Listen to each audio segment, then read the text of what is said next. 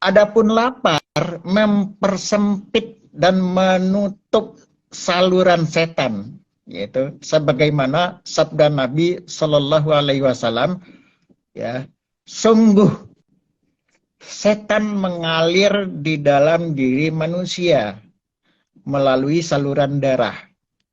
Maka persempitlah saluran itu dengan lapar.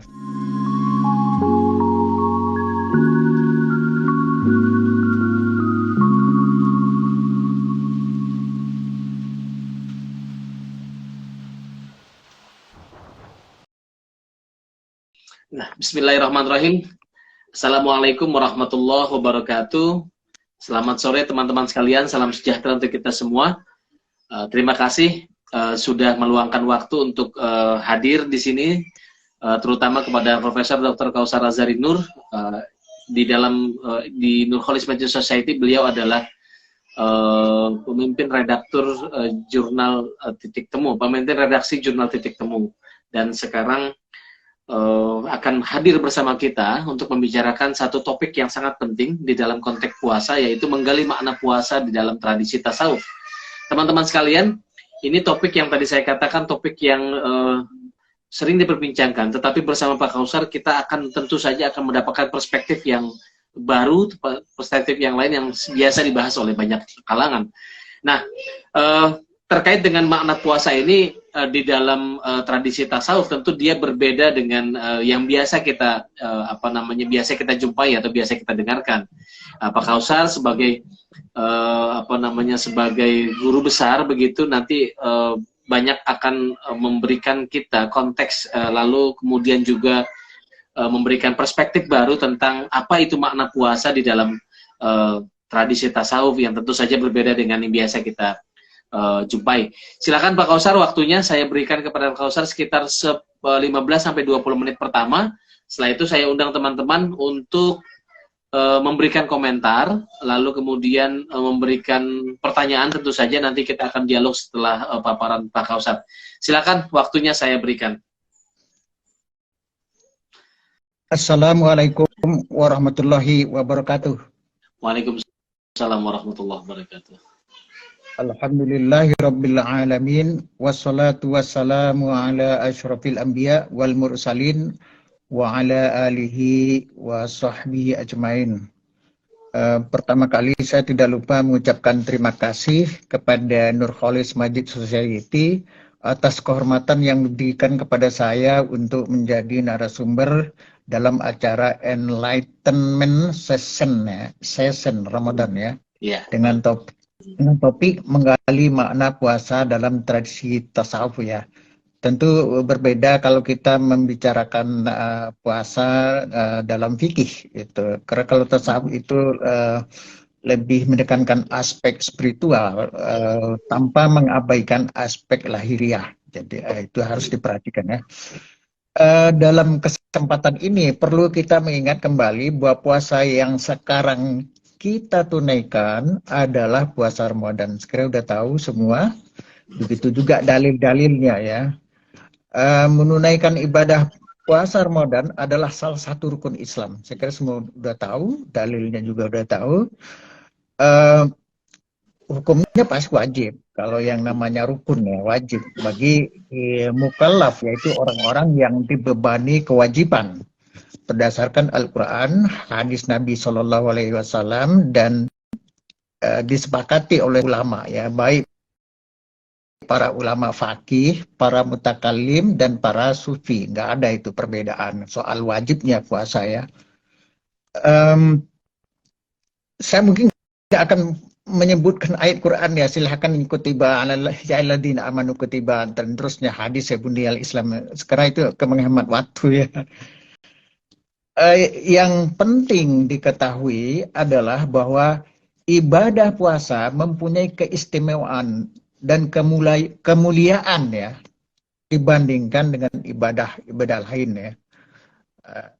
Saya di sini akan mengutip beberapa hadis yang menunjukkan keistimewaan dan kemuliaan yang dikutip oleh para sufi, ya. Di dalam pembicaraan ini saya akan menampilkan terutama Imam Al-Ghazali ya, Abu Hamid Al-Ghazali dan Ibn Arabi, sufi besar dari Andalusia. Di antara hadis-hadis itu adalah sebagai berikut ya. Ini dikutip oleh Imam Al-Ghazali dalam Ihya ya, dalam kitabnya Ihya Ulumuddin. Nabi Shallallahu Alaihi Wasallam bersabda, puasa adalah seperdua sabar. As-saumu ya, nis nisfus sabar ya. Kemudian Nabi juga bersabda, sabar adalah seperdua iman. Ya, jadi as-sabru nisful iman gitu. Jadi bahasa Arab. Berdasarkan dua hadis ini, Imam Al-Ghazali berkesimpulan dengan mengatakan bahwa puasa adalah seperempat iman. Jadi 3/4 yang lain berarti porsi yang lain. Jadi porsi puasa itu sangat besar. Jadi itu salah satu keistimewaan. Allah ya berfirman dalam sebuah hadis qudsi ya, setiap kebaikan diberi balasan 10 kali lipat sampai 700 kali lipat kecuali puasa. Sungguh puasa adalah untukku dan akulah yang membalasnya. Di sini aku adalah Tuhan ya, kata besar. Biasanya dalam hadis-hadis qudsi itu selalu Tuhan bicara menggunakan kata aku. Jadi tidak menggunakan kata orang ketiga, enggak selalu, karena itu langsung orang pertama gitu. Untuk menguatkan hadis-hadis yang barusan saya sebutkan, Imam Ghazali mengutip firman Allah Subhanahu wa taala ya, innama yuwaffas sabiruna ajrahum bighairi hisab ya. Ya, terjemahannya adalah sungguh ya, orang-orang yang sabar akan diberi balasan penuh tanpa batas ya, atau tanpa perhitungan. Dalam bahasa Arab itu bighairi hisab, tanpa perhitungan atau tanpa batas. Teman-teman sekalian, di dalam ayat yang barusan dikutip itu disebut kata as-sabirun, itu jamak ya. As-sabir itu satu orang, as-sabiruna orang banyak. Ya, orang-orang yang sabar. Sejalan dengan hadis bahwa puasa adalah seperdua sabar, maka Imam Al-Ghazali mengatakan puasa adalah seperdua sabar dan pastilah balasannya melampaui ukuran dan perhitungan. Gitu. Maka Al-Ghazali mengutip hadis Nabi Shallallahu Alaihi Wasallam, demi Tuhan ya, yang jiwaku berada di tangannya, sungguh ya, bau mulut orang yang berpuasa lebih wangi atau lebih harum di mata Allah daripada bau minyak kasturi. Allah Azza wa Jalla berfirman, orang yang berpuasa meninggalkan makan dan minum karena aku di sini Tuhan ya, maka puasa adalah untukku dan akulah yang membalasnya. Jadi ini Tuhan sendiri yang membalasnya, dan puasa itu untuk Tuhan. Aku di sini adalah Allah Subhanahu wa taala. Sekarang mari kita beralih ya pada pembicaraan tentang arti saum ya. Dalam Quran juga siam, saum, tapi dalam Quran kutiba alaikumus siam, saum itu sebenarnya sama. Yang diterjemahkan dalam bahasa Indonesia dengan puasa ya. Ketika menjelaskan kemuliaan puasa dengan dinisbahkan kepada Allah, Imam Al-Ghazali mengatakan bahwa kemuliaan itu mengandung dua arti. Ya, jadi di mana sih kemuliaan puasa itu? Di sini Imam Al-Ghazali menjelaskan kemuliaan itu terkandung dalam dua arti atau dua makna. Pertama, ya, ini dalam bahasa Arabnya begini, an-sauma kafun watarkun. Jadi, puasa adalah menahan diri, kafun menahan diri, dan tarkun, meninggalkan sesuatu. Puasa itu sendiri, kata Al-Ghazali melanjutkan, adalah rahasia yang tidak dapat disaksikan atau dilihat dengan kasat mata. Semua amal ketaatan dapat disaksikan dan dilihat oleh orang lain, sedangkan puasa tidak dapat dilihat kecuali oleh Allah. Karena puasa adalah amal batin dengan sabar dan bersifat abstrak, ya. Tidak konkret, tidak dapat dilihat oleh mata. Jadi kalau sholat kan disaksikan oleh orang lain, sholat, apalagi sholat berjamaah. Haji misalnya, apalagi orang haji ramai disaksikan. Kalau puasa bisa tidak disaksikan, ngumpet dalam kamar misalnya. Jadi tahu-tahu minum dalam kamar, nggak ada orang tahu kan. Jadi kalau kalau sholat nggak gitu, ya kan. Jadi rahasia gitu. Puasa ibadah batin tadi ya, ibadah batin. Iya, karena ini ibadah batin, di samping itu kan nggak tahu kan puasa dan tidaknya. Iya. Ya, tapi betul. Ada juga sih orang yang terang-terangan berani misalnya makan di warung, warungnya dibuka atau ditutup, pintunya saja yang ditutup, tapi di bawahnya dibuka sedikit gitu, jendelanya ditutup. Kakinya kelihatan, Pak. Kalau itu kan di rumah makan, tapi kalau mau ngumpet di rumah kan nggak ada orang yang tahu kan, gitu. Itu makna pertama tadi ya. Jadi puasa itu adalah rahasia Tuhan ya, menahan diri dari tadi kan sudah dari makan dan minum dan segala sesuatu yang membatalkan ya. Jadi itu dan itu tidak dapat dilihat gitu, walaupun itu misalnya makan dan minum gitu. Sekarang arti kedua apa? Sekarang arti kedua menurut Ghazali ini dalam bahasa Arab, annahu qahara li aduwillahi azza wa jalla gitu. Saya nggak akan kutip penuh bahasa Arabnya, cuma ini yang paling penting nih. Annahu qahara li aduwillahi azza wa jalla. Puasa mengalahkan. Qahara itu artinya kata kerja ya, mengalahkan. Jadi al-qahirah itu kota penakluk ya. Kota yang jadi Kairo, Qahirah. Jadi Qahar, salah satu nama Tuhan itu Qahar, yang maha menaklukkan, menundukkan ya. Jadi artinya saya terjemahkan dalam bahasa Indonesianya, puasa adalah mengalahkan, menaklukkan li aduillah, musuh Allah. Siapa sih musuh Allah itu? Atau apa sih musuh Allah itu? Yaitu setan. Imam Al-Ghazali melanjutkan bahwa saluran setan adalah syahwat. Ya, dalam bahasa Arabnya itu jamak sebenarnya, syahwat itu pluralnya syahwa ya. Jadi apa sih syahwat? Syahwat itu adalah apa yang nikmat dan lezat ya, seperti minum, makan dan bersetubuh. Itu kan enak kan? Nggak ada yang bilang tidak enak. Cuma masalahnya orang bisa menahan diri, mengendalikan diri atau tidak. Saya ingat kisah Nabi Yusuf dengan Zulaiha ketika dia diundangkan. Dalam bayangan saya, Zulaiha itu pasti cantik. Istri raja, masa sih nggak cantik itu. Istri tinggi. Kan diundang ya. Apa namanya, kan digoda lah. Saya kira ya Yusuf itu bukannya tidak tertarik. Pasti tertarik. Kalau orang normal pasti tertarik kepada yang cantik gitu. Masalahnya dia bisa mengendalikan diri atau tidak. Nah, dalam konteks itu dia bisa mengendalikan diri. Ya, itu aja bedanya.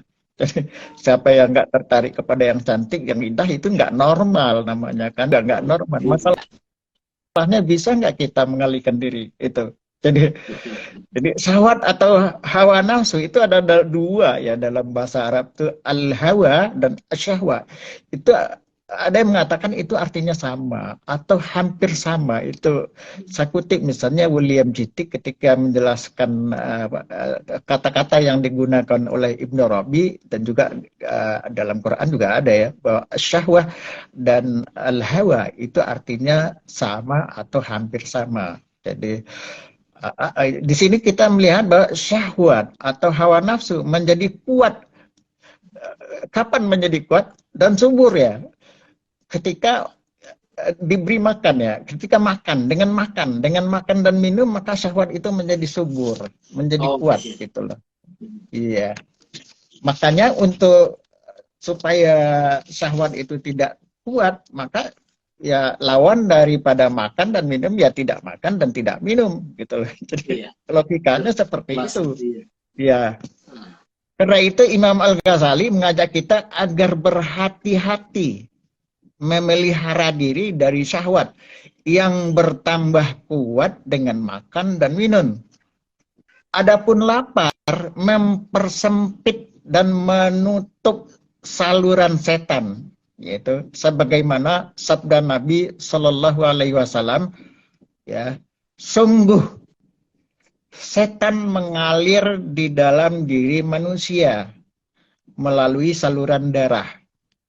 Maka persempitlah saluran itu dengan lapar. Jadi kita harus lapar-lapar gitu supaya saluran setan itu dipersempit gitu atau ditutup sama sekali gitu. Di dalam kitab Ihya Ulumuddin, Imam Al-Ghazali membagi puasa ke dalam 3 tingkat. Sekarang ini sudah sering ya disampaikan oleh para khotib, para penceramah di masjid, di musola atau di tempat-tempat pengajian, yaitu tapi tidak salah kalau kita ulang di sini. Tingkat pertama itu tingkat yang paling rendah ya, saumul awam gitu. Jadi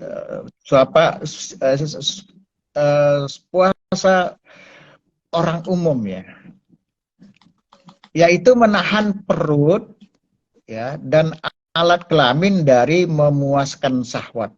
Jadi itu puasa ini cukup ya dengan memenuhi syarat dan rukun menurut ilmu fikih dan meninggalkan apa yang membatalkannya udah sah. Jadi saya sebut dulu ini puasa cukup makan gitu, cukup udahlah lunas gitu.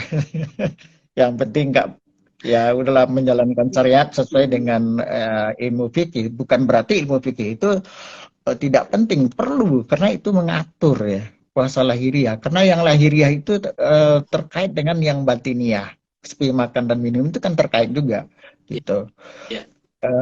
Sekarang tingkat kedua yang lebih tinggi gitu, saumul khawas gitu ya. Jadi puasa orang-orang yang lebih orang-orang yang khusus gitu. Khusus.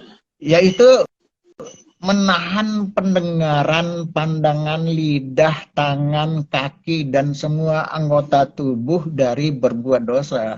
Jadi ya pendengarnya telinga ya, pandangan mata, lidah, lidah ngomong, tangan memegang, kaki berjalan, dan anggota tubuh lainnya dari dosa. Sekarang itu kan terutama mungkin lidah nih, ini yang berita bohong di medsos, caci maki, ujar kebencian, dan ya saya kira sangat relevan gitu. Kita bicarakan puasa menurut para sufi, termasuk yang tingkat kedua ini. Kemudian ada puasa yang lebih tinggi atau yang paling tinggi tingkatnya ya, puasa tingkat ketiga, saumul khawasul khawas ya, khawasul khawas ya. Puasa orang-orang khusus yang lebih khusus lagi. Ini gimana ya terjemahan Indonesianya? Kalau Sedusen Nasr menerjemahkan khawasul khawas itu the elites of the elites gitu. Jadi orang-orang yang tinggi tingkatnya, bukan elit politik ya, ini elit spiritual gitu. Kita kan sering mendengar kata elit ya, elit itu kan orang tinggi ya. Ya, jadi ini puasa para nabi sebenarnya, puasa para wali, yaitu puasa hati ya, kalbu ya, dari keinginan kuat yang rendah dan pikiran-pikiran duniawi ya, dan menahan diri dari segala sesuatu selain Allah. Jadi apapun yang memalingkan hati kita dari Allah itu harus ditinggalkan. Jadi puasa ketiga ini itu puasa yang paling sulit bagi kita ya.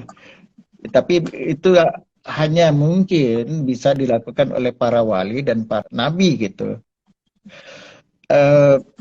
Kalau ada yang halal, tetapi misalnya kita udah pikiran kita udah menyiapkan buka puasa makan yang enak. Itu kalau menurut para sufi, puasa yang tingkat ketiga ini sudah dianggap dibatalkan. Karena pikirannya sudah berpaling ke makanan, meskipun puasa gitu. Jadi udah berpaling. Kita puasa, tapi pikiran kita nyiapin lebaran, pulang kampung. Itu udah, kalau menurut para sufi, itu tingkat ketiga tuh udah dibatalkan. Nggak sampai. Belum sampai. Belum sampai. Jadi itu harus diulang lagi, itu menurutnya. Jadi kita dapat menyimpulkan bahwa saumul khawas, puasa khusus ya, orang-orang khusus, adalah penyucian hati dari segala perbuatan tercela. Tadi kan perbuatan tercela itu banyak ya, berbohong, mencaci maki, bergunjing dan seterusnya. Sedangkan saumul khawasul khawas, puasa orang-orang khusus yang lebih khusus lagi, bukan hanya penyucian hati dari perbuatan-perbuatan tercela, tetapi juga dari segala sesuatu yang memalingkan hati dari Allah. Allah ini terlalu tinggi ya. Jadi yang halal pun, tapi kalau memalingkan hati dari Tuhan, itu dianggap ya udah batal atau dibatalkan gitu. Harus dibangkitkan lagi atau diulang lagi. Ya, sekarang mari kita membicarakan pandangan Ibnu Arabi ya, beralih kepada Ibnu Arabi tentang makna puasa. Sufi besar dari Andalusia ini mengatakan, ya saya sebut bahasa Arabnya, an-nasauma huwal imsaku warrif'ah. Jadi bahwa puasa, an-nasauma, bahwa puasa huwal imsak adalah menahan ya, menahan diri, warrif'ah, dan tinggi gitu. Atau derajat yang tinggi. Sufi besar dari Andalusia ini mengatakan ya, ini dia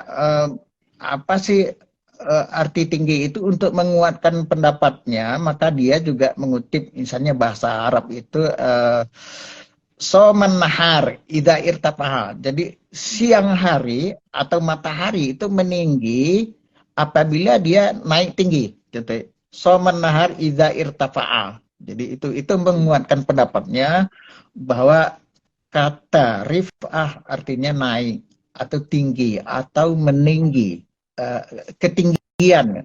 Rif'ah itu kata benda ya, kalau irtafa'a itu kata kerja. Jadi rif'ah itu tinggi atau tingginya. Bahasa Indonesia itu kan kata kerja dengan kata benda itu kadang-kadang susah dibedakan atau malah berubah artinya. Turunnya Al-Quran, kalau keturunan Al-Quran kan nggak enak ya nuzulnya. Jadi kata nuzul gitu kan, tapi nazala turun juga ya. Udahlah, itulah bahasa Indonesia. Mengapa dikatakan bahwa puasa adalah tinggi? Mengapa sih puasa dikatakan tinggi? Jawabannya, karena puasa mempunyai derajat tinggi di atas semua ibadah lain. Dan puasa ditinggikan derajatnya di atas semua ibadah lain oleh Allah dengan meniadakan keserupaan ya, dengan mengadakan keserupaan dengannya. Jadi, artinya tidak ada ibadah lain yang serupa, setara atau sebanding dengan puasa. Jadi Ibnu Arabi itu menjelaskan betapa tingginya derajat puasa. Jadi betapa tingginya derajat puasa karena tidak ada ibadah lain yang serupa dengan puasa, sehingga Allah Subhanahu wa taala menghubungkan puasa dengan dirinya, diri Tuhan ya, yang tidak sesuatu pun yang serupa dengannya, sebagaimana firman-Nya, laisa kamislihi syai'un, tidak sesuatu pun yang serupa dengannya, yaitu surat Asy-Syu'ara ya. Jadi laisa kamislihi syai'un itu bahwa tidak sesuatu pun yang serupa dengan Tuhan. Puasa sejalan dengan itu. Saya tidak mengatakan sama dengan Tuhan ya. Tidak ada ibadah yang serupa, setara atau sebanding dengan puasa. Jadi itu. Teman-teman sekalian, puasa dengan tujuan takwa berfungsi menyucikan hati dari perbuatan tercela. Seperti tadi sudah saya sebutkan beberapa ya, perbuatan-perbuatan tercela, berbohong, menipu, menfitnah, bergunjing, mendengar yang tidak bermanfaat, melakukan kekerasan, menghina, dan mencaci maki.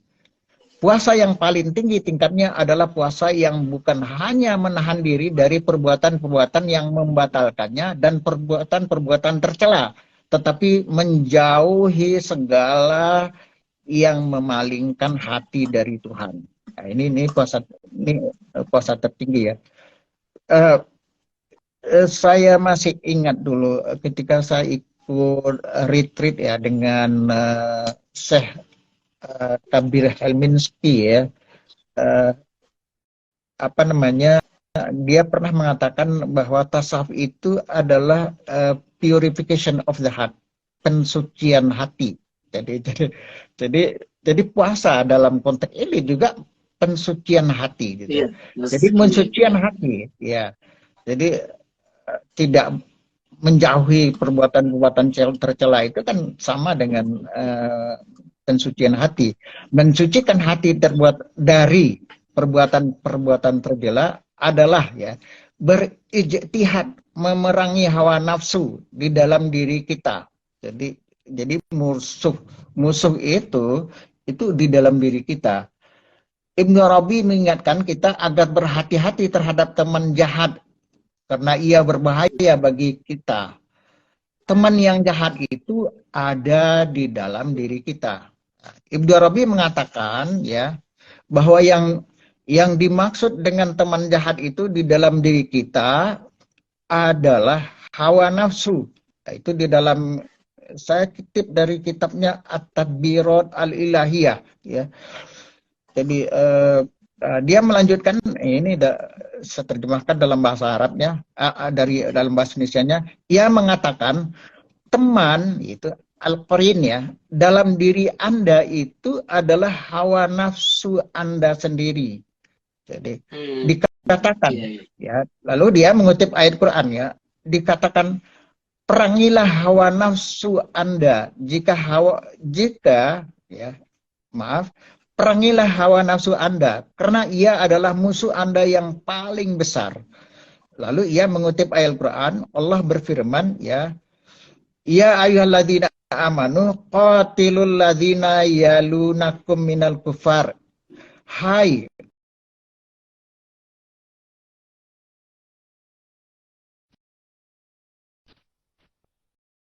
yang ada di dalam dirimu. Ini tafsir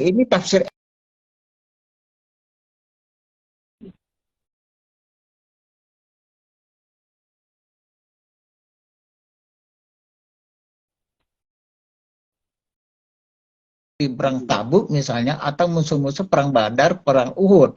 Tetapi di dalam tafsir Ibnu Arabi,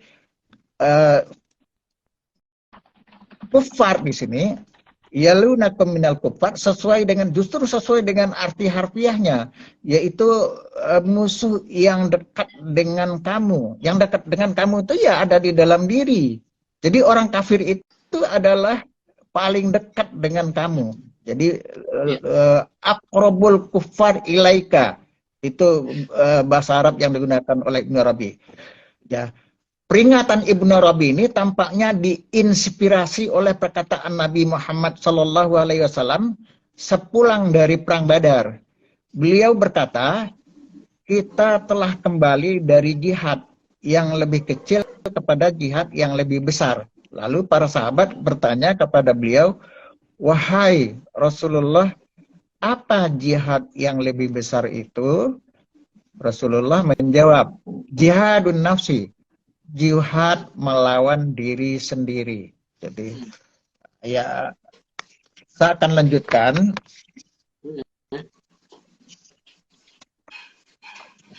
Atau kita masih ada beberapa Pak Kausar? Atau kita mau Ada mendengarkan sedikit. ada beberapa? Ya. Sedikit. Ya. Saya lanjutkan. Ini kan pesannya, pesan spiritual ya. Pesan spiritual bahwa kita harus berperang melawan hawa nafsu seperti disampaikan di dalam Al-Quran dan hadis Sallallahu Alaihi Wasallam.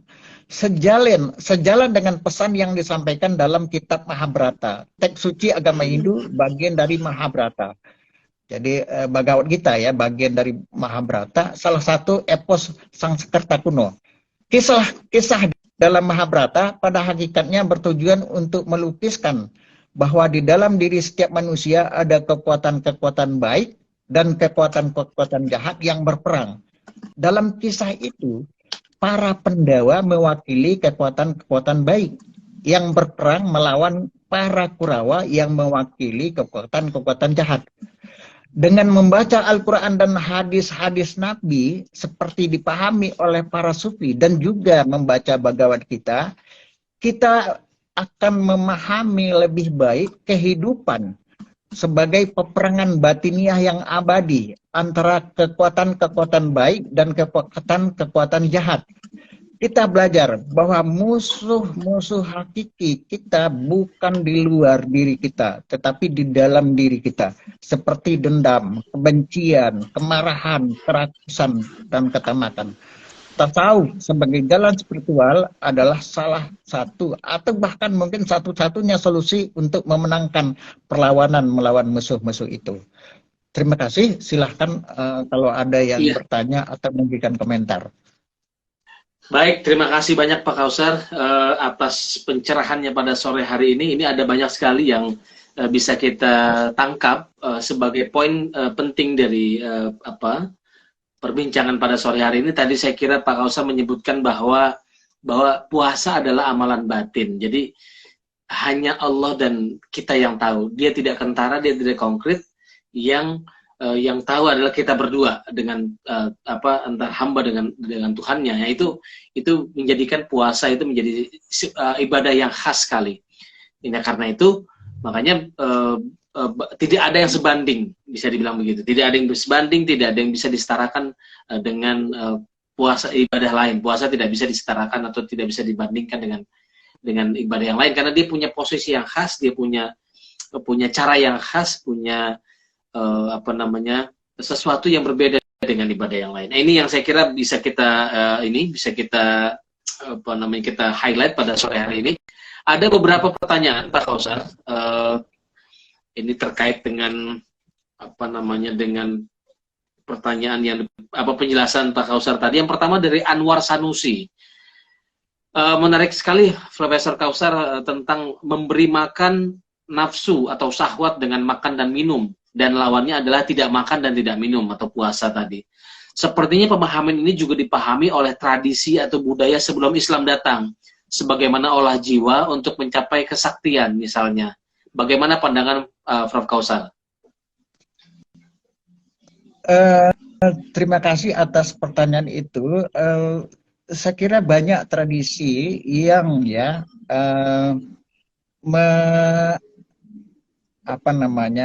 mengajarkan puasa itu. Jadi puasa itu macam-macam ya. Ada puasa religius, ada puasa untuk itu tergantung juga ya. Ada yang untuk kesehatan tetapi yang paling penting adalah puasa religius dan puasa spiritual yang memang tujuannya untuk mengendalikan diri, menahan diri agar kita bisa mencapai, tentu saja kalau dalam Islam mencapai kedudukan yang tinggi dan mencapai takwa ya. Tetapi saya tidak mengatakan bahwa semuanya tujuan seperti ini. Jadi ada misalnya di dalam tradisi-tradisi agama lain juga, dalam Buddha juga ada misalnya dalam tradisi-tradisi yang mungkin kita tidak pernah membaca atau tidak pernah ada dalam buku. Tadi disebutkan tradisi Sanda tahu di tempat mana itu Jadi puasa itu jangan diartikan persis seperti yang kita lakukan di dalam Islam. Menahan diri itu bisa macam-macam. Ya, menahan diri dari makan dan minum, menahan diri dari tidak berpuasa itu juga puasa.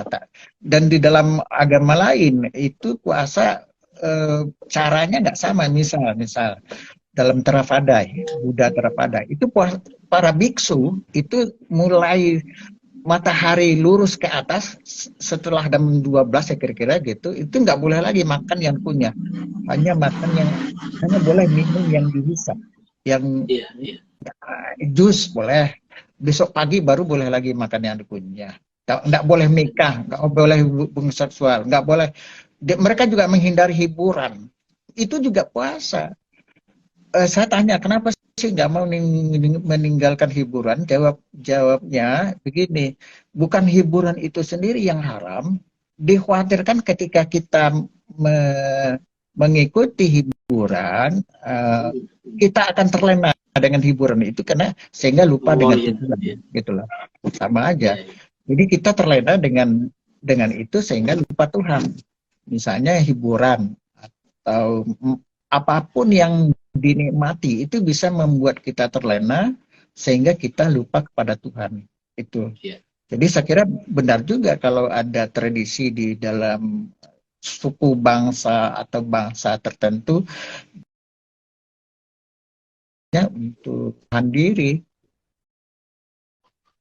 untuk mencapai tingkat spiritual, dan ini sangat erat dengan psikologi, maka ada psikologi sufi. Jadi jangan samakan dengan psikologi sekuler ya. Jadi ya. Saya kira itu jatuhnya mungkin tidak memuaskan ya. Semoga menjawab tadi ya, Mas Anwar Sanusi, semoga menjawab pandangan tadi soal olah batin atau olah jiwa tadi. Nah, ini berikutnya dari Pak Sulhan Askandar. Ini apa penjelasan dari memalingkan hati dari Allah tadi yang sampaikan itu? Sebenarnya tadi sudah dijelaskan sedikit ya. Jadi memalingkan hati dari Tuhan itu tidak hanya yang haram, tetapi juga yang dihalalkan.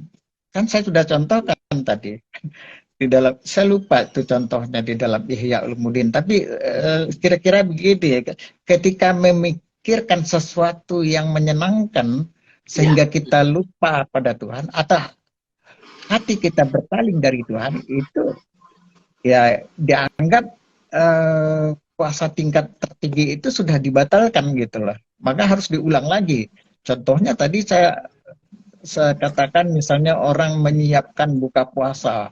Jadi ingatnya ke buka puasa, bukan ke Tuhan lagi gitu loh. Jadi saya kira ini tingkat yang paling tinggi, hampir samalah dengan meditasi. Dalam arti begini, meditasi itu kan konsentrasi, kesadaran ya. Ada dua bahasa Inggrisnya, consciousness dan awareness. Yang paling tinggi itu awareness ya. Jadi saya ketika dulu di Bishara School, oleh guru saya atau supervisor saya dianjurkan constant awareness to him. Him-nya udah besar. Jadi pikiran kita itu agar, bukan pikiran ya, kesadaran kita itu agar selalu tertuju kepada Tuhan. Jadi tidak pernah berhenti, jangan berpaling sedikit pun. Jadi itu kan rumusannya here dan now, di sini gitu. Di sini maksudnya misal ketika saya zikir misalnya, atau ketika sholat, atau ketika ya sholat, itu awareness ya, harus tertuju kepada Tuhan, jangan kepada yang lain. Di sini, tapi kadang-kadang kan badan kita betul di sini, tetapi pikiran kita kan ke mall, ke stasiun, pergi ke Jogja, pergi ke Bandung. Jadi badan aja, tapi hati tidak, ya kan? Jadi kepisah, gitulah, kepisah. Dan now sekarang, jadi pikiran kita kan kadang-kadang ketika sholat, contoh paling baik itu mungkin sholat. Pikiran kita kan bukan sekarang, besok saya mau ke Bandung. Atau 5 hari yang lalu saya kecopetan. Jadi enggak, sekarang Anda sholat menghadap Tuhan gitu kan. Jadi now gitu lah. Jadi ada buku yang sangat bagus, The Power of Now. Jadi sekarang. Tuhan itu sekarang. Jadi bukan jadi hadir. Kata kehadiran itu sekarang. Tuhan hadir. Tuhan itu selalu hadir, tetapi hati kita nggak hadir pada Tuhan. Itu masalahnya gitu loh. Jadi saya dulu pernah diajarkan oleh Syekh Kabir Haminski, itu lagi zikir, lagi awareness ya, constant awareness itu ya, zikir lagi jalan gitu lah. Lagi sedang jalan, coba kita jalan di taman tuh, tapi pikiran kita agar selalu kepada Tuhan gitu, jangan kepada yang lain gitu. Jadi maka meditasi juga, meditasi jalan ada, meditasi macam-macam gitu. Jadi sedang nyopir juga bisa. Jadi sedang nyopir itu konsentrasi kepada Tuhan ya. Tapi kalau orangnya sudah biasa katanya itu dia nggak akan nabrak. Jadi udah otomatis aja gitu. Jadi Allah, Allah, Allah, Allah. Jadi itu sulit ya. Tapi harus dilatih gitu lah. Jadi rumusnya kan here and now. Jadi sebenarnya itu kesatuan antar tubuh ya dan jiwa. Jadi kadang-kadang tuh yang sholat ya kan tubuh aja yang sholat, hatinya enggak, pikirannya enggak. Iya Pak Kausar, ini kebiasaan orang-orang awam seperti ya saya, mungkin banyak teman-teman di sini juga memang sama. Tadi sampaikan Pak Kausar, mengarahkan seluruh kesadaran kita kepada Allah, pada Tuhan gitu kan. Itu sesuatu yang nggak gampang karena itu kan berimplikasi kepada yang kita sebut sebagai takwa tadi. Kalau Muhammad Asad misalnya, yang dia sebut sebagai orang muttaqin atau orang yang bertakwa, itu adalah orang yang kesadarannya sepenuhnya terarah kepada Tuhan. Nah, seperti yang sampaikan Pak Kausar tadi, bagaimana kita berusaha menghindarkan apa-apa yang memalingkan diri kita dari Tuhan, kepada Tuhan, itu kan usaha yang sangat tinggi ya, saya kira tadi. Dan gak mudah, tapi perlu riyadhah, perlu latihan. Iya, perlu latihan, semua sama. Saya juga lagi emang godaan itu sangat kuat. Misalnya Allahu Akbar. Tadi kunci yang hilang tuh, tadi nggak ingat, ingat gitu, kunci hilang. Gimana ya? Nggak tahu tuh. Kok setan itu godaannya luar biasa. Sesuatu yang tadinya kita nggak ingat, justru pada sholat itu ingat gitu lah. Ini contoh yang terbaik itu godaannya Pak. Tapi kita harus ini kembali lagi. Maka Ibnu Rabi ini karena contohnya sholat, maka dalam sholat kita itu harus ini dulu, hening dulu sebelum sholat, nggak langsung Allahu Akbar. Sama saya baca kabalah juga waktu saya ini jadi di Besara School juga begitu. Jadi sebelum mengerjakan sesuatu kita harus diam dulu, jangan langsung. Termasuk ketika orang mau berpidato atau jadi konduktor ya, dirijen, dia kan diam dulu tuh. Jadi enggak langsung, dia diam berapa detik atau berapa menit gitu, konsentrasi penuh. Saya kira meditasi yang contoh terbaik itu Formula 1 kali. Jadi pengendara Formula 1 itu dia kan konsentrasinya penuh. Tubuh dan badan tuh nyatu itu. Jadi pikiran, tubuh. Karena kalau nggak nyatu, meleng sedikit nabrak. Tapi kalau kepada Tuhan susah ya. Iya. Jadi orang. Baik, Pak Kausar. Saya mau beralih ke pertanyaan berikutnya, kalau boleh. Iya, silakan. Oke, ini dari Ahmad Tauzi. Ini pertanyaan, Prof, apa benar puasa sejati yaitu dengan menggabungkan puasa syariat, tarekat, dan hakikat? Atau ketiga tingkatan tersebut tidak dapat digabungkan? Justru menurut para sufi, sejauh yang saya ketahui, ketiganya bahkan 4 itu tidak bisa dipisahkan. Jadi kan ada tuh 3 serangkai atau 4 serangkai, syariat, tarekat, ya syariah, thariqah ya. Terus yang terakhir hakikat. Tapi ada yang menambah satu lagi, yaitu makrifat ya. Jadi orang tidak akan sampai kepada tingkat yang lebih tinggi kalau yang di bawahnya itu belum dijalani. Belum dijalankan. Misalnya tingkat syariat ya itu perlu, ya sama aja puasa kan begitu juga ya. Masa kita makan dan minum kan bisa makan nasi, makan buah-buahan itu kan fisik, ya kan? Tapi kalau itu tidak dijalankan, ya nggak bisa, karena itu terkait dengan yang di atasnya. Betul. Justru itu pengendalian diri pada tingkat yang paling bawah, gitu loh. Jadi tingkat tarekat itu tidak bisa tercapai kecuali dengan menjalankan syariat. Begitu juga tingkat di atasnya lagi. Hakikat tidak mungkin kecuali setelah melalui ya syariat dan tarekat. Apalagi yang terakhir itu makrifat, ya makrifah. Tapi dalam pandang Ibn Arabi yang dimaksud makrifat atau yang semasab dengan Ibn Arabi, makrifat ini kayak wahdatul wujud, perginya. Di sini mungkin tidak perlu kita bicarakan. Ya. Baik, Pak Kausar, ini ada pertanyaan mengenai Ibnu Arabi setelah ini. Jadi Mikran Wibu namanya. Ada teman kita Mikran Wibu ditanya soal mengenai makna kafir, bahwa kedirian kita juga bisa kafir. Berarti konsep takfiri yang diklaim oleh beberapa kelompok adalah keliru. Saya nggak berani mengadakan keliru atau gimana ya. Jadi orang kan banyak yang terlalu mudah ya mengafirkan orang lain gitu loh. Jadi itu kan apa ya, itu seperti kacamata ya. Kacamata yang terlalu mudah melihat sesuatu lalu memberikan penilaian gitu. Saya sering bilang ya, kita dalam beriman dan beragama harus hati-hati. Hati-hati dalam beriman. Dan hati-hati juga dalam mengkafirkan orang gitu loh. Jadi terlalu gegabah ya. Tapi kan ada yang kita sepakati. Jadi yang saya kira ada yang disepakati, yang mendasar gitu. Misalnya tauhid. Asyhadu an la ilaha illallah wa asyhadu anna Muhammadar Rasulullah, kan tauhid. Saya kira dalam agama-agama lain itu, saya baca agama Yahudi juga begitu. Kalau ada penyelewengan, itu penyelewengannya, bukan ajarannya. Dalam agama Hindu juga begitu. Jadi itu tauhid. Lalu kalau dalam konteks Islam, dia mengakui Muhammad sebagai Rasulullah, itu kan disepakati. Ya kan? Bahwa Al-Quran itu adalah wahyu yang diturunkan kepada Muhammad, sepakat nggak ada. Semua sepakat. Termasuk puasa ini semua wajib, aliran apapun mau.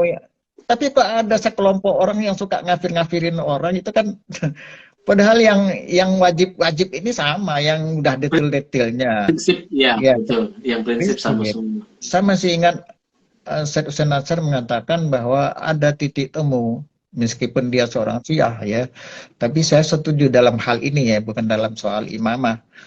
Dia pernah bilang bahwa dalam Islam memang banyak aliran-aliran mazhab-mazhab, tetapi ada titik temu. Titik temunya itu adalah tauhid dan wahyu Qur'ani. Bahkan kalau saya bilang percaya kepada Allah atau iman kepada Allah itu udah mencakup kepada yang lain. Kenapa? Pada Rasulnya, malaikatnya, kitab sucinya, dan seterusnya, dan wahyu yang diturunkannya. Jadi kalau mau diperas-peras itu Allah. Jadi tapi kan ya nggak perlu begitulah. Jadi ya kadang-kadang itu soal politik. Jadi iya, betul, saya nggak tahu ya. Soal imamah atau misalnya karena nggak memilih si anu dianggap kafir, karena itu pun misalnya juga diperdebatkan ayat, boleh nggak orang-orang Kristen Yahudi menjadi pemimpin. Ya, itu juga tafsirnya ada dua macam kan. Ada yang boleh kan, ada yang tidak. Gitu loh. Baik Pak Kausar. Saya mau beralih ke pertanyaan berikutnya. Ini dari Ardiansyah. Ardiansyah 2659. Bagaimana cara kita sebagai manusia yang berbeda-beda bersuku-suku menyikapi kebanyakan makanan pada puasa? Maksudnya gimana ini? Ada puasa hati, ada puasa indera misalnya. Sedang kita hidup di dunia sosial. Ini kurang jelas pertanyaannya Adriansyah ini. Kalau bisa disusun ulang biar Pak Kausar nggak kebingungan ini. Saya masuk ke Candor aja. Candor, ini ada. Jika ada seorang hamba sudah manunggalin kaula Gusti, apakah dia perlu masih berpuasa? Ya, saya bilang tadi itu kalau pada tingkat makrifat itu ya bahwa atau penyatuan itu kan sudah tingkat yang tinggi gitu loh. Tapi bukan berarti orang harus atau boleh meninggalkan syariat. Tidak, tidak boleh. Tapi penyatuan di sini nih yang sering disalahpahami juga. Dianggap Tuhan itu Iya. sama dengan manusia alam. Tidak. Ibnu Arabi sering mengatakan begini, perumpamaan itu macam-macam. Salah satunya yang menarik menurut saya itu adalah seperti hubungan antara Tuhan dan alam, termasuk manusia itu seperti roh dan jasad. Roh dan jasad nggak kepisah, tapi tetap beda. Hmm. Tuhan itu transenden, tahu ya transenden, Iya, melampaui, berbeda, melebihi alam. Laisa kamislihi syai'un. Tetapi dia ada paradok memang, tapi dia imanen, hadir di dalam ada di alam. dalamnya. Iya, bahkan dekat dari urat nadimu sendiri. Kemanapun kamu mengharap di situ aja Tuhan gitu. Jadi Tuhan tuh jangan dianggap di luar alam. Salah sama sekali. Tuhan itu ada di dalam alam. Bahkan ada yang mengatakan alam ada di dalam Tuhan. Karena itu kan bukan fisik. Al-Muhaid, salah satu nama Tuhan itu kan maha meliput. Ada lagi misalnya bahasa Inggris, Tuhan, God is infinite. Infinite itu tidak terbatas. Apa yang dimaksud tidak terbatas? Bukan dalam arti matematik, ya, matematis. Tidak terbatas maksudnya tidak ada sesuatu pun yang di luarnya, ya. Kalau ada di luar dirinya berarti dia terbatas, ya kan? Tapi jangan diartikan fisik, ya. Jadi Tuhan tetap berbeda. Jadi ini jadi memahami paradok-paradok ini sering susah gitu loh. Jadi zahir batin, imanen, transenden, awal akhir. Masa Tuhan awal padahal dia juga akhir. Apa yang maksud? Dia awal segala sesuatu, sumber segala sesuatu, asal segala sesuatu, tapi juga akhir. Akhir itu segala sesuatu kembali kepada Tuhan, bertujuan kepada Tuhan, berakhir pada Tuhan. Nggak bisa misalnya Pak Rozi datang yang terawal, tapi juga yang datang yang terakhir, nggak bisa. Ya kan? Nggak bisa kan? Itu hanya mungkin, ya. Iya. Jadi kalau logikanya, tapi kalau yang dimaksud awal dan akhir. Jadi transenden imanen, berbeda dan sama gitu. Jadi berbeda dan sama. Maka Ibnu Arabi sering menggunakan semboyan atau ungkapan huwa la huwa. Jadi alam ini kan cermin Tuhan kan. Jadi kalau dikatakan Tuhan berbeda dengan alam tetapi sama gitu. Kenapa berbeda? Karena Tuhan ya Tuhan. Kenapa sama? Karena alam ini gambar Tuhan. Jadi saya sering juga misalnya mencontohkan kalau saya melihat gambar sekarang siapa sih presiden kita, Joko Widodo ya. Kalau saya lihat fotonya tergantung di dinding, itu Joko Widodo, tapi bukan Joko Widodo, ya kan? Jadi alam ini Tuhan, tapi bukan Tuhan. Maksudnya alam ini adalah cerminan Tuhan, ya.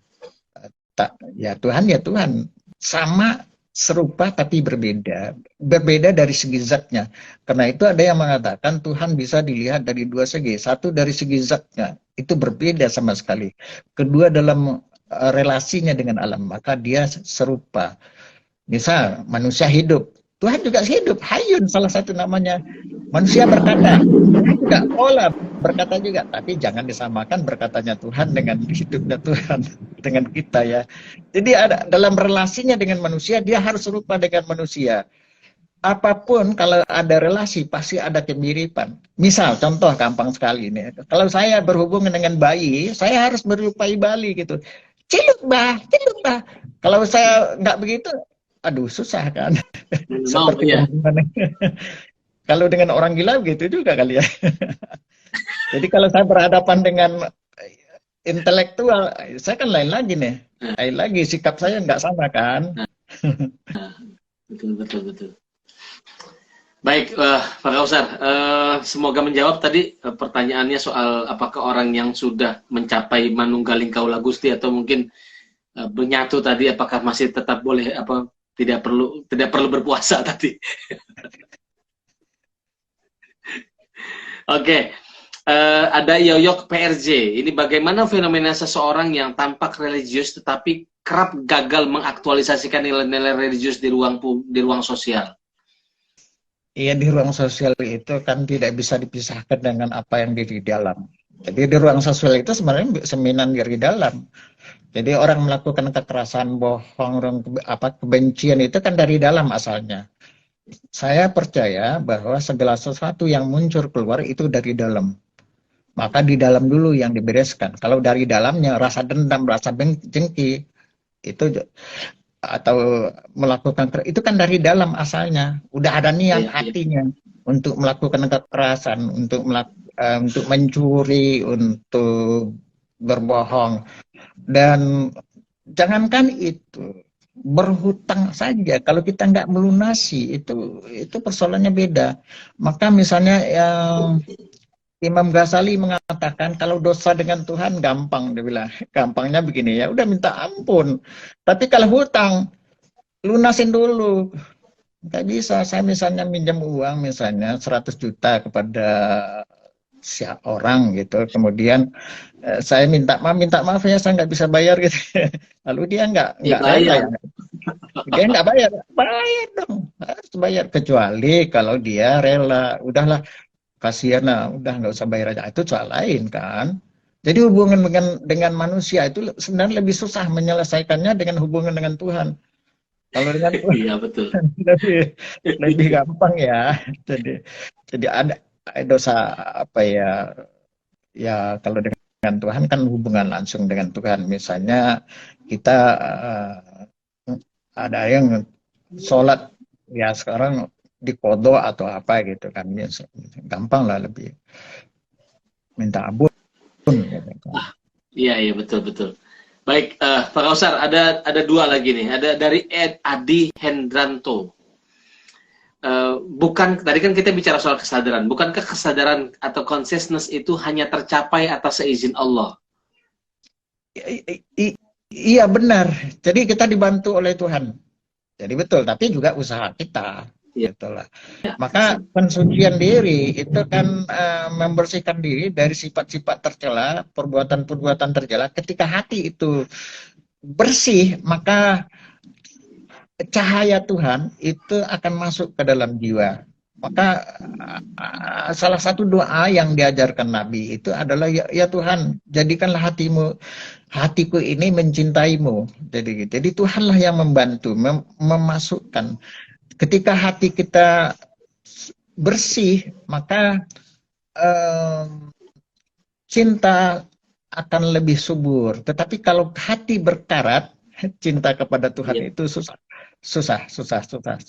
Jadi makanya orang-orang yang bersih dirinya, dia dicintai oleh Allah dan dia dicintai oleh Allah dan dia sendiri juga mencintai Allah. Dan orang yang mencintai Allah itu kan ibarat cermin yang bersih, pantulan cahayanya itu jelas, jadi clear. Jadi dia di bawah bimbingan Tuhan. Dan dalam sebuah hadis qudsi, orang yang banyak bersedekah, berbuat yang melebihi kewajiban, ya, itu yang memang karena hatinya bersih. Orang yang hati bersih kan suka nolong, suka membantu orang lain, melebihi kewajiban, dia melakukan perbuatan-perbuatan melebihi kewajiban, maka Tuhan akan mencintainya. Dan orang yang dicintai oleh Tuhan, maka Tuhan katakan, aku akan menjadi pendengaran. Bayangin aja tuh. Jadi Tuhan sendiri yang menjadi pendengaran kita. Jadi pendengaran penglihatan kita. Tuhan sendiri yang menjadi. Jadi hidup kita akan selalu dibimbing, diarahkan oleh Tuhan. Bahkan pendengaran kita itu Tuhan sendiri pendengaran kita, penglihatan kita, dan seterusnya. Baik, Pak Kausar, ini waktunya sudah jam 5:03, jadi saya kira udah selesai. Acara kita sudahi saja, teman-teman sekalian, karena memang waktu kita cuma 1 jam, dan saya mohon maaf tidak bisa melanjutkan siaran ini karena kita dibatasi waktu dan yang lain akan punya aktivitas lain setelah ini. Jadi saya terima kasih banyak kepada Pak Kausar atas pencerahan pada sore hari ini, dan teman-teman sekalian yang sudah memberikan respon, yang sangat positif, memberikan bobot terhadap kegiatan kita pada sore hari ini. Kita besok kembali lagi di jam yang sama, di Instagram yang sama, bersama Kiai Haji Miftah Fauzi Rahmat. Itu akan bicara tentang kisah-kisah kearifan para nabi. Terima kasih. Sekali lagi teman-teman sekalian, billahi taufiq wal hidayah. Wassalamualaikum warahmatullahi wabarakatuh. Waalaikumsalam warahmatullahi wabarakatuh.